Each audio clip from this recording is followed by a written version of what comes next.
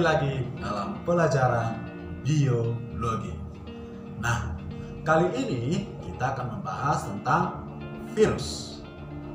Kira-kira kalau ditanya nih, apa sih itu namanya virus? Ada yang mengatakan bahwa virus itu adalah penyakit. Ada lagi yang menyatakan bahwa virus itu merupakan dari kuman. Nah, untuk menjawab itu, yuk mari kita pelajari materi kali ini, yaitu tentang virus. Sebelum membahas lebih dalam, kita harus tahu tujuan pembelajaran dari virus ini adalah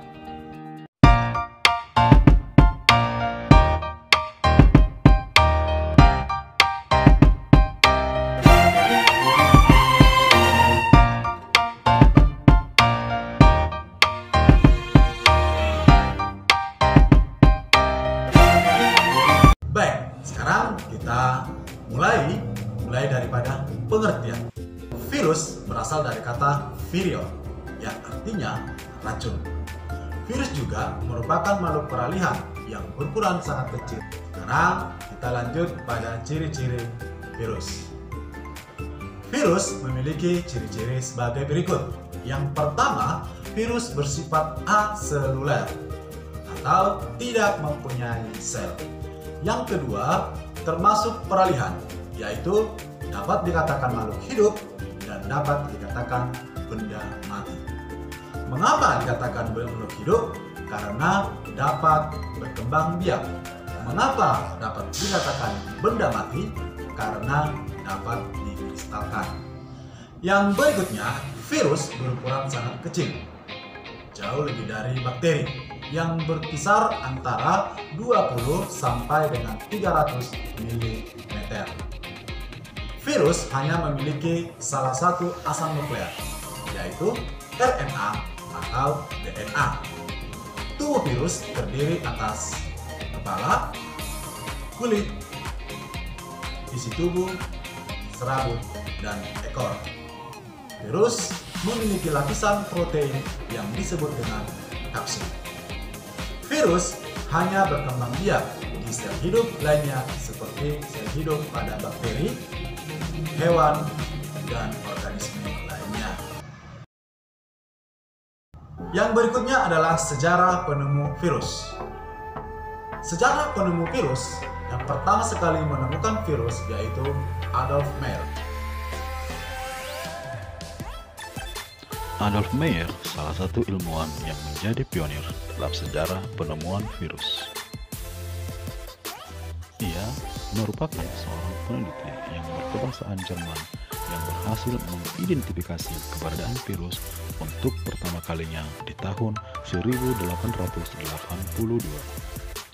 Meyer melakukan percobaan dengan menyemprotkan getah tanaman tembakau yang terserang penyakit bintik kuning ke tanaman tembakau yang sehat. Hasilnya, tanaman yang sehat menjadi terserang dan mengalami penyakit yang serupa. Dengan hasil ini, Meyer menyimpulkan bahwa ada suatu mikroorganisme yang ukurannya jauh lebih kecil dari bakteri yang dapat menginfeksi tanaman tembakau. Untuk lebih jelasnya, perhatikan gambar ini.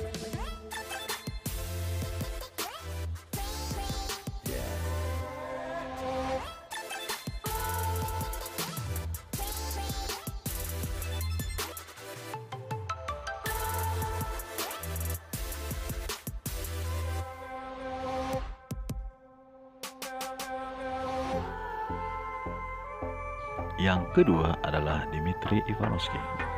Percobaan yang dilakukan Meyer membuat ilmuwan Rusia Dmitri Ivanovsky menjadi penasaran.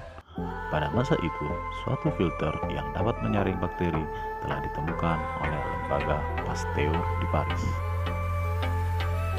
Ivanovsky menyaring getah tembakau yang terserang bintik kuning menggunakan penyaring bakteri untuk membuktikan bahwa penularan bukan disebabkan akibat infeksi bakteri.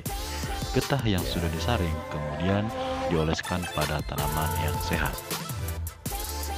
Hasilnya, tanaman tembakau sehat masih tetap terserang.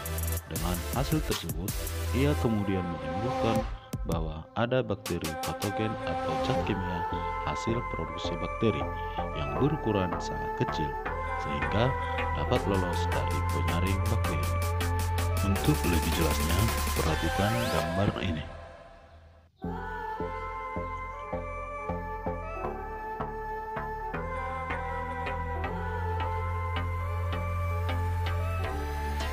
Yang ketiga adalah Martinus Beijering. Martinus Beijering adalah ahli mikrobiologi berkebangsaan Belanda. Ia mengamati secara penemuan virus dari hasil penelitian Evanuska. Dengan pengamatannya itu, ia kemudian menyimpulkan bahwa organisme yang menyebabkan penyakit bintik kuning pada tembakau tersebut memiliki ukuran yang sangat kecil. Mikroorganisme ini juga diduga hanya dapat hidup dengan menumpang pada makhluk hidup yang diinfeksi olehnya. Meskipun sudah memiliki kesimpulan tersebut, Beijering masih belum dapat menemukan jenis dan struktur dari mikroorganisme ini. Dan yang keempat adalah Wendell M. Stanley. Seorang ilmuwan Amerika, Wendell M. Stanley pada tahun 1935 berhasil mengkristalkan partikel penyebab penyakit bintik kuning yang menyerang tembakau. Partikel mikroskopis ini kemudian diberi nama Tobacco Mosaic Virus atau disingkat dengan TMV. Sejak saat itu, penelitian lebih dalam terkait keberadaan virus semakin banyak dilakukan. Para ilmuwan berlomba-lomba mengidentifikasi keberadaan virus dalam cabang ilmu virologi untuk menemukan hal-hal baru yang belum pernah ada dalamnya sejarah penemuan virus sebelumnya. Yang berikutnya adalah struktur tubuh virus. Struktur tubuh virus terdiri dari 3. Ada kepala, ada leher, dan ada ekor. Nah, yang pertama adalah kepala. Kepala virus yaitu pada bagian paling atas yang terdiri dari asam nukleat yaitu DNA dan RNA dan diselubungi oleh kapsid. Nah, apa sih kapsid? Kapsid adalah selubung yang berupa protein dan terdiri dari atas satu unit protein yang disebut dengan kapsomer. Kapsid ini juga berfungsi sebagai pemberi bentuk bagi virus, melindungi asam nukleat, serta menyediakan protein enzim agar mampu menembus menekan sel inang saat melakukan infeksi. Yang berikutnya adalah leher virus.